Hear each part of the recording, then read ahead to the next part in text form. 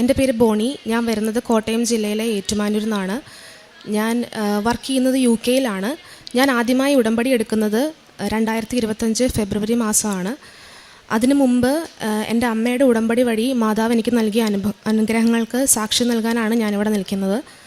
ഞാൻ 2021 സെപ്റ്റംബർ മാസമാണ് നമ്മുടെ പരിശുദ്ധ കൃപാസന മാതാവിനെക്കുറിച്ച് ആദ്യമായിട്ട് അറിയുന്നത്.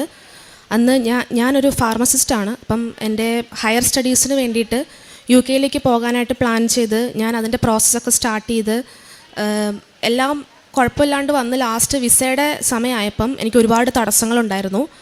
അപ്പം ആ സമയത്ത് എനിക്ക് യൂണിവേഴ്സിറ്റിയിൽ നിന്ന് ഒരു ഇമെയിൽ വന്നു. നമ്മൾ സ്റ്റുഡൻറ്റ് വിസയ്ക്ക് അപ്ലൈ ചെയ്യുന്നവർക്കറിയാം, അവരൊരു കട്ട് ഓഫ് ടൈം പറയും. ആ ടൈമിനുള്ളിൽ നമ്മളവിടെ എത്തിയില്ലെങ്കിൽ പിന്നെ വരണ്ട എന്നുള്ളൊരു ഇതാണ്. അപ്പം എനിക്ക് കിട്ടിയ ഇമെയിൽ അങ്ങനെയായിരുന്നു, ഇന്ന ഡേറ്റിനുള്ളിൽ വന്നില്ലെങ്കിൽ പിന്നെ കോഴ്സിന് ജോയിൻ ചെയ്യേണ്ട എന്നുള്ള രീതിയായിരുന്നു. അപ്പം ഞാൻ എൻ്റെ വിസയ്ക്ക് വേണ്ടിയിട്ട് എൻ്റെ പാസ്പോർട്ട് സബ്മിറ്റ് ചെയ്തിരിക്കുകയായിരുന്നു. എനിക്കത് കിട്ടിയിട്ടുണ്ടായിരുന്നില്ല. അപ്പം ഞാൻ വെച്ചിരുന്നത് നോർമൽ സർവീസുമായിരുന്നു.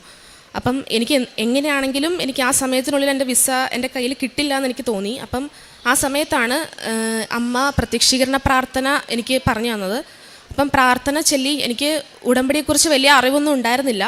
പക്ഷേ ഞാൻ രാവിലെയും വൈകുന്നേരവും കണ്ടിന്യൂസ് ആയിട്ട് പ്രാർത്ഥന ചെല്ലുമായിരുന്നു. അതിൻ്റെ ഫലമായിട്ട് എനിക്ക് ഒരാഴ്ച കൊണ്ട് കിട്ടേണ്ട എൻ്റെ വിസ സമയചുരുക്കത്തിൻ്റെ മാതാവ് എനിക്ക് 3 ദിവസം കൊണ്ട് തന്ന് എനിക്ക് സമയത്ത് എനിക്ക് യൂണിവേഴ്സിറ്റിയിൽ ജോയിൻ ചെയ്യാൻ പറ്റി. പിന്നെ UK-യിൽ ചെന്ന് കഴിഞ്ഞ് എനിക്ക് ഓരോ സ്റ്റെപ്പും ഒബ്സ്റ്റക്കിൾസ് ആയിരുന്നു. അതായത് ഫസ്റ്റ് ഞാൻ ചെയ്തത് മാസ്റ്റേഴ്സ് ഇൻ ഫാർമസ്യൂട്ടിക്കൽ സയൻസ് ആയിരുന്നു. അപ്പം അത് വളരെ ടഫായിട്ടുള്ളൊരു കോഴ്സാണ്. അവിടെ ഞാൻ ഇവിടുന്ന് കുറച്ച് എക്സ്പെക്റ്റേഷൻസ് ഉണ്ടായിരുന്നു. പക്ഷേ അവിടെ ചെന്ന് കഴിഞ്ഞപ്പോഴാണ് മനസ്സിലായത് അത് എനിക്ക് പറ്റുന്ന, അതായത് നമ്മളെക്കൊണ്ട് സാധിക്കുന്നൊരു ഇതായിരുന്നില്ല. അപ്പം എല്ലാ മൊഡ്യൂൾസും അത്യാവശ്യം ടഫായിരുന്നു. അപ്പം എക്സാമിൻ്റെ സമയമായ സമയത്ത് ഒരു മൊഡ്യൂള്, റിസർച്ചിൻ്റെ ഒരു മൊഡ്യൂള് എനിക്ക് വളരെ ടഫായിരുന്നു. അപ്പം അതെങ്ങനെ പാസ്സാകും എന്നെനിക്കറിയില്ല. പക്ഷെ പഠിക്കുന്നുണ്ട്. പക്ഷെ എന്നാലും എനിക്കറിയാം എൻ്റെ കഴിവ് വെച്ച് എനിക്കത് പാസ്സാകാൻ പറ്റില്ല. അപ്പം ഞാൻ അമ്മയുടെ അടുത്ത് പറയുമായിരുന്നു. അമ്മ ഉടമ്പടിയിൽ വെച്ചിട്ടുണ്ടായിരുന്നു ആ നിയോഗം. അങ്ങനെ എക്സാമിൻ്റെ ടൈം ആയപ്പം അവരത് ഓപ്പൺ ബുക്ക് എക്സാം ആക്കി മാറ്റി. ഓപ്പൺ ബുക്ക് എന്ന് പറഞ്ഞു കഴിഞ്ഞാൽ അറിയാത്തവർക്ക് വേണ്ടിയിട്ട് ഞാൻ പറയാം, നമ്മൾ എക്സാമിന് ക്വസ്റ്റ്യൻസ് അവർ തരും, പക്ഷേ നമുക്ക് ബുക്ക് യൂസ് ചെയ്ത് ആൻസേഴ്സ് ചെയ്യാം. അപ്പോൾ അതൊരു അഡ്വാൻറ്റേജ് ആയിരുന്നു എനിക്ക്. അങ്ങനെ എനിക്ക് ആ മൊഡ്യൂൾ പാസ്സായി. അതേപോലെ അടുത്ത സെമിസ്റ്ററിലും ഇതേപോലെ എല്ലാ മൊഡ്യൂൾസും ടഫായിരുന്നു. പക്ഷേ എന്നാൽ പോലും എൻ്റെ കഴിവ് കൊണ്ടല്ല, എനിക്കത് നല്ല മാർക്കോട് കൂടി എനിക്ക് ആ കോഴ്സ് പാസ്സാവാൻ സാധിച്ചു. അപ്പം കോഴ്സിന് ശേഷം കോഴ്സിൻ്റെ ലാസ്റ്റ് എനിക്കൊരു 1 ഇയർ റിസർച്ച് ഉണ്ടായിരുന്നു. അപ്പം എൻ്റെ വലിയൊരു ആഗ്രഹമായിരുന്നു ക്യാൻസർ ട്രീറ്റ്മെൻറ്റിൽ റിസർച്ച് ചെയ്യണമെന്ന്. അങ്ങനെ ഞാൻ ആഗ്രഹിച്ചൊരു ടോപ്പിക് എടുത്തു. പക്ഷേ ടോപ്പിക് എടുത്ത സമയത്ത് ഞാൻ എൻ്റെ ഗൈഡിനെ കുറിച്ച് അന്വേഷിച്ചിട്ടുണ്ടായിരുന്നില്ല. അപ്പം എൻ്റെ ഇൻട്രസ്റ്റ് മാത്രമേ ഞാൻ നോക്കിയിട്ടുണ്ടായിരുന്നുള്ളൂ. അപ്പോൾ ഗൈഡിനെ കിട്ടിക്കഴിഞ്ഞപ്പോഴാണ് എനിക്ക് മനസ്സിലായത് അത്ര സപ്പോർട്ടീവായിട്ടുള്ള ഒരാളായിരുന്നില്ല. ആൾ ഫസ്റ്റ് ഡേ വന്ന് എനിക്ക് ലാബും എനിക്ക് കെമിക്കൽസൊക്കെ പരിചയപ്പെടുത്തി തന്ന് പിന്നെ ആനുവൽ ലീവിന് പോയി. പിന്നെ ഞാൻ ആളെ കണ്ടിട്ടില്ല. അപ്പം നമുക്ക് പുറം രാജ്യങ്ങളിൽ റിസർച്ച് ചെയ്യുമ്പോൾ നമുക്കറിയാം നമുക്ക് എപ്പോഴും ഒരു സപ്പോർട്ട് വേണം. നമ്മൾ ഒന്നിൽ നിന്ന് തുടങ്ങുകയാണ്. അപ്പം എപ്പോഴും ഒരു ഗൈഡൻസ് വേണം. അപ്പോൾ എനിക്ക് അങ്ങനെ ഒരാളുണ്ടായിരുന്നില്ല. അപ്പം എനിക്ക് ചില സമയത്ത് വിഷമം വരുമായിരുന്നു. കാരണം എൻ്റെ ലാബിലുള്ള ബാക്കി എല്ലാവർക്കും അവരുടെ കൂടെ നിന്ന് ഗൈഡ് സപ്പോർട്ട് ചെയ്ത് ഓരോ കാര്യങ്ങൾ അവർ സ്റ്റക്കാവുമ്പം നെക്സ്റ്റ് സ്റ്റെപ്പ് എന്താണെന്നുള്ളത് അവർ പറഞ്ഞു കൊടുക്കും. പക്ഷേ എൻ്റെ കേസിൽ എന്നോട് എൻ്റെ ഗൈഡ് കമ്മ്യൂണിക്കേറ്റ് ചെയ്തിരുന്നത് ജസ്റ്റ് ഇമെയിൽ ത്രൂ ആയിരുന്നു. അപ്പം ആ സമയത്ത് ഞാൻ മാതാവിനോട് പ്രാർത്ഥിച്ചു. അങ്ങനെ എനിക്ക് എൻ്റെ സെയിം ടോപ്പിക്കിൽ റിസർച്ച് ചെയ്യുന്ന ഒരു PhD സ്റ്റുഡൻറ്റിനെ എനിക്ക് മാതാവ് തന്നു. അപ്പോൾ എൻ്റെ റിസർച്ചിൻ്റെ ആ ഫുൾ പീരീഡിൽ ആ വ്യക്തി എൻ്റെ കൂടെ ഉണ്ടായിരുന്നു. അങ്ങനെ എനിക്ക് വളരെ സക്സസ്ഫുള്ളായിട്ട് എൻ്റെ റിസർച്ച് കംപ്ലീറ്റ് ചെയ്യാൻ സാധിച്ചു. അങ്ങനെ അതായിരുന്നു എൻ്റെ ഫസ്റ്റ് ഇത്. രണ്ടാമതായിട്ട് എനിക്ക് ഒരു ഇൻറ്റേൺഷിപ്പ് അല്ലെങ്കിൽ ഒരു ജോലി, ഇത് ഏതെങ്കിലും ഒന്ന് വേണമായിരുന്നു. കാരണം എനിക്ക് കരിയർ മുന്നോട്ട് പോകണമെങ്കിൽ അത് ഏതെങ്കിലും ഒന്ന് എനിക്ക് വേണമായിരുന്നു. അപ്പം ഇൻറ്റേൺഷിപ്പിൻ്റെ സമയത്ത് ഞാൻ ഒരുപാട് സ്ഥലങ്ങളിൽ അപ്ലൈ ചെയ്തു. അപ്പം നമുക്കറിയാം UK-യിൽ എക്സ്പീരിയൻസ് ആണ് ഇമ്പോർട്ടൻ്റ് ആയിട്ടുള്ളൊരു ഫാക്ടർ. അപ്പം നമ്മളെ സംബന്ധിച്ച് ഞാൻ ഇവിടുന്ന് ജസ്റ്റ് എൻ്റെ കോഴ്സ് ഫിനിഷ് ചെയ്തിട്ട് ഇവിടുന്ന് പോയത്. അപ്പോൾ എനിക്കൊരു എക്സ്പീരിയൻസും ഇല്ല. അപ്പോൾ അപ്ലൈ ചെയ്തപ്പം എല്ലാം റിജക്ഷൻസ് ആയിരുന്നു. പക്ഷേ ഞാൻ light a candle prayer request ഇട്ടു, പ്രാർത്ഥിച്ചു. അതിൻ്റെ ഫലമായിട്ട് എനിക്കൊരു ഫാർമസ്യൂട്ടിക്കൽ കമ്പനിയിൽ ഇൻറ്റേൺഷിപ്പ് കിട്ടി. ഇൻറ്റേൺഷിപ്പ് കിട്ടിക്കഴിഞ്ഞ് അവിടെ കയറി കഴിഞ്ഞപ്പം എനിക്ക് മാനസികമായിട്ടും ഒരുപാട് പ്രശ്നങ്ങളുണ്ടായിരുന്നു അവിടെ. അപ്പം അതുകൊണ്ട് തന്നെ എനിക്ക് പെർമനൻറ്റ് പൊസിഷൻ ഓഫർ ചെയ്തിട്ടും അത് അക്സെപ്റ്റ് ചെയ്യാൻ എൻ്റെ മനസ്സ് അനുവദിക്കുന്നുണ്ടായിരുന്നില്ല. അപ്പം ലാസ്റ്റ് എനിക്ക് എൻ്റെ കോൺട്രാക്റ്റ് തീരണ സമയമായപ്പം എനിക്ക് വേറൊരു ജോലിയും കിട്ടിയിട്ടില്ല, ഇവിടുത്തെ കോൺട്രാക്റ്റ് തീരാൻ പോവാണ്. അപ്പം ഞാൻ അവരോട് ചോദിച്ചു, എനിക്ക് കോൺട്രാക്റ്റ് എക്സ്റ്റെൻഡ് ചെയ്ത് തരാമോ എന്ന് ചോദിച്ചപ്പം അവർ ചെയ്ത് തരില്ല, അവർ വേറൊരാളെ എടുക്കാൻ പോവുകയാണ് എന്ന് പറഞ്ഞു.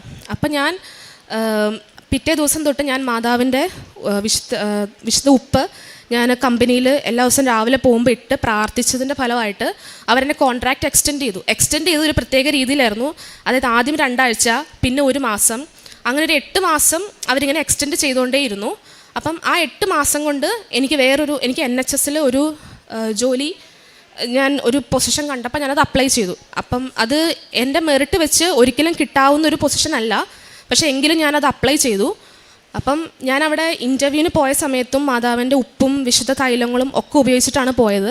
അവിടെ ചെന്നപ്പോഴാണ് എനിക്ക് മനസ്സിലായത്, എനിക്ക് ആ 8 മാസം എന്നുള്ളൊരു പീരീഡ് മാതാവ് എന്തിനാണ് വെച്ചിരുന്നതെന്ന്. എൻ്റെ കൂട്ടത്തിൽ നേരത്തെ വർക്ക് ചെയ്തിരുന്നൊരു വ്യക്തി, എൻ്റെ പഴയ കമ്പനിയിൽ നിന്ന് വർക്ക് ചെയ്തിരുന്നൊരു വ്യക്തി റിസൈൻ ചെയ്ത് ഈ ഹോസ്പിറ്റലിൽ ജോയിൻ ചെയ്യും.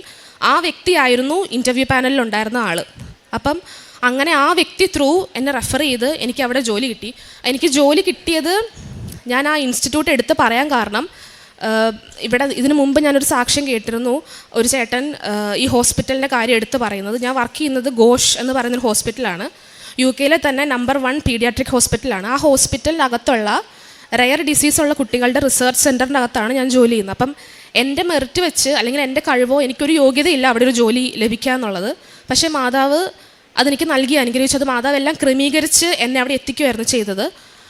അപ്പം ഇത്രയാണ് എൻ്റെ അമ്മയുടെ ഉടമ്പടിയിലൂടെ മാതാവ് എനിക്ക് തന്ന അനുഗ്രഹങ്ങൾ. പിന്നെ ഞാൻ 3 വർഷത്തിന് ശേഷമാണ് കഴിഞ്ഞ ഫെബ്രുവരിയിൽ ഞാൻ ഇവിടെ വന്ന് ഉടമ്പടി എടുക്കുന്നത്. അപ്പോൾ ഉടമ്പടി എടുക്കാൻ വന്ന സമയത്ത് എനിക്ക് സാധാരണ എല്ലാവരും നന്നായി ഒരുങ്ങിയൊക്കെയാണ് വരുന്നത്. എനിക്ക് പക്ഷേ ഉടമ്പടിയെക്കുറിച്ച് വലിയ അറിവുണ്ടായിരുന്നില്ല. പക്ഷേ ഞാൻ വന്നു, ഉടമ്പടി ക്ലാസ്സിന് പോകാൻ സമയത്ത്, ആ സ്റ്റെപ്പ് കയറിയ സമയത്ത് എനിക്ക് നല്ലപോലെ സുഗന്ധാഭിഷേകം കിട്ടി. അത് കഴിഞ്ഞ് കൊച്ചച്ഛൻ്റെ ബ്ലെസ്സിങ് വാങ്ങിക്കാനായിട്ട് അവിടെ ക്യൂ നിന്ന സമയത്ത് സ്റ്റാർട്ട് ചെയ്തിട്ടുണ്ടായിരുന്നുള്ളൂ. എൻ്റെ പുറകിൽ അധികം ആൾക്കാരുണ്ടായിരുന്നില്ല. അപ്പോൾ ഒരു സാരി എടുത്തൊരു അമ്മ എൻ്റെ അടുത്ത് വന്നിട്ട് ചോദിച്ചു, മോളെ ഞാൻ ദൂരെ നിന്ന് വരികയാണ്, ഞാൻ മോളുടെ മുന്നിൽ നിന്നോട്ടെ എന്ന് ചോദിച്ചു. അപ്പോൾ ഞാൻ നിന്നോളാൻ പറഞ്ഞിട്ട് ആളിനെ കെട്ടിപ്പിടിച്ചൊരു ഉമ്മ തന്നു. പക്ഷെ ഞാൻ തിരിഞ്ഞു നോക്കിയപ്പോൾ എനിക്ക് മനസ്സിലായി എൻ്റെ പുറകിൽ ആരും ഉണ്ടായിരുന്നില്ല. അപ്പം എൻ്റെ മുന്നിൽ വന്ന് എൻ്റെ അടുത്ത് ചോദിച്ച്, അപ്പം ഞാൻ വിശ്വസിക്കുന്നത് അത് മാതാവാണ്, മാതാവിൻ്റെ അടുത്ത് വന്നതാണെന്ന് ഞാൻ വിശ്വസിക്കുന്നു. അതുപോലെ ഉടമ്പടി എടുത്തു. ഞാൻ ഉടമ്പടി ജീവിതം സ്റ്റാർട്ട് ചെയ്ത് അപ്പോൾ ഞാൻ ഉടമ്പടിയെക്കുറിച്ച് അറിഞ്ഞ് ഉടമ്പടി ജീവിക്കാൻ തുടങ്ങി. അപ്പം ഞാൻ വിശുദ്ധ കുർബാന, എനിക്ക് ഉടമ്പടി ജീവിതത്തിൽ എനിക്ക് കിട്ടിയൊരു അനുഭവം വിശുദ്ധ കുർബാന എനിക്കൊരു അനുഭവമായി തീർന്നു. അതായത് ഉടമ്പടി എടുത്തതിന് ശേഷം ഞാൻ പങ്കെടുക്കുന്ന ഓരോ വിശുദ്ധ കുർബാനയ്ക്കും എനിക്ക് കരയാതെ പങ്കെടുക്കാൻ പറ്റിയിട്ടില്ല. എനിക്ക് അത്രയൊരു അനുഭവമായിരുന്നു വിശുദ്ധ കുർബാന.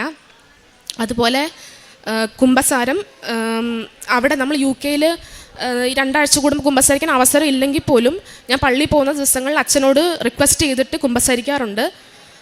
അതേപോലെ ആത്മീയമായിട്ട് അതായത് നമ്മൾ ചെറുപ്പം തുടങ്ങി നമ്മൾ ഈശോയോടും ദൈവത്തിനോട് നമുക്കൊരു ഭയം, ഭക്തി, ബഹുമാനമുണ്ട്. പക്ഷെ നമുക്ക് ദൈവസ്നേഹം എന്ന് പറയുന്ന അത് അത്രയും ഡീപ്പായിട്ട് എനിക്ക് മനസ്സിലാക്കാൻ സാധിച്ചത് ഉടമ്പടിയിലൂടെയാണ്.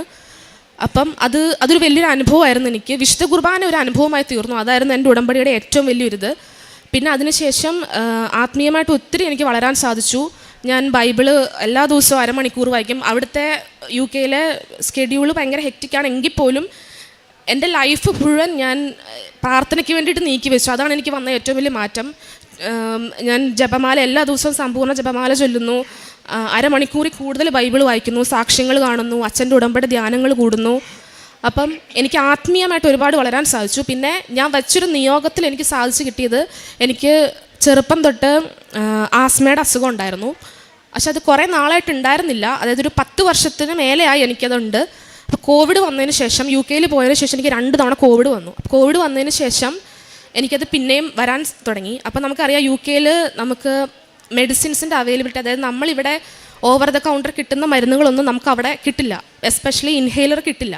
അപ്പം ഞാൻ ചെയ്തുകൊണ്ടിരുന്നത് നാട്ടിൽ നിന്ന് വരുന്ന ആരോടെങ്കിലും റിക്വസ്റ്റ് ചെയ്ത് അവർ കൊണ്ടുവന്ന് അത് യൂസ് ചെയ്യുവാണ് ചെയ്തിരുന്നത്. അപ്പം ഞാൻ ഉടമ്പടി എടുക്കാൻ നാട്ടിൽ വന്ന സമയത്ത് ഞാൻ മാതാവിനോട് പറഞ്ഞു, മാതാവ് ഇനി എനിക്ക് ഇൻഹേലർ വലിക്കാൻ ഇടവരുത്തരുത്. കാരണം നമ്മൾ സാധാരണ ഇവിടുന്ന് പോകുമ്പം എല്ലാ മെഡിസിൻസും നമ്മൾ വാങ്ങിച്ചുകൊണ്ട് പോകും.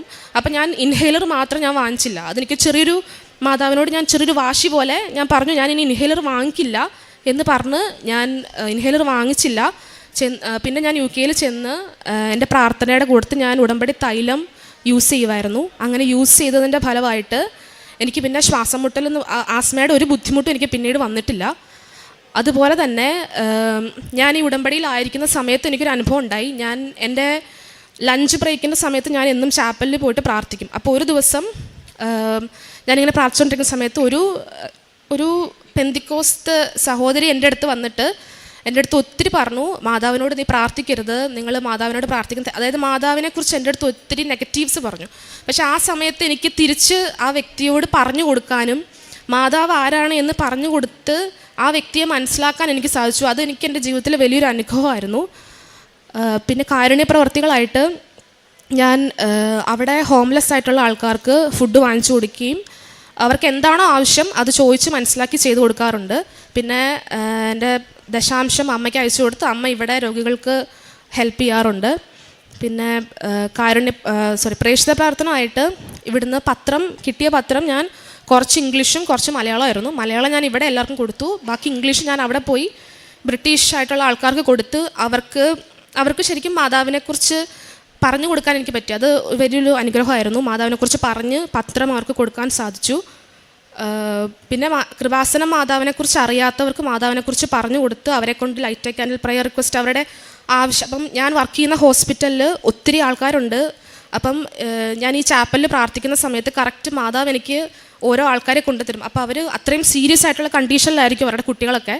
അപ്പോൾ അവരോട് ഞാൻ മാതാവിനെക്കുറിച്ച് പറഞ്ഞ് ലൈറ്റ് ക്യാൻഡിൽ പ്രയർ റിക്വസ്റ്റ് ഇട്ട് അവരെ കൊണ്ട് ഇടിയിപ്പിച്ച് അവരോട് ഞാൻ മാതാവിനെക്കുറിച്ച് പറഞ്ഞു കൊടുക്കുമായിരുന്നു.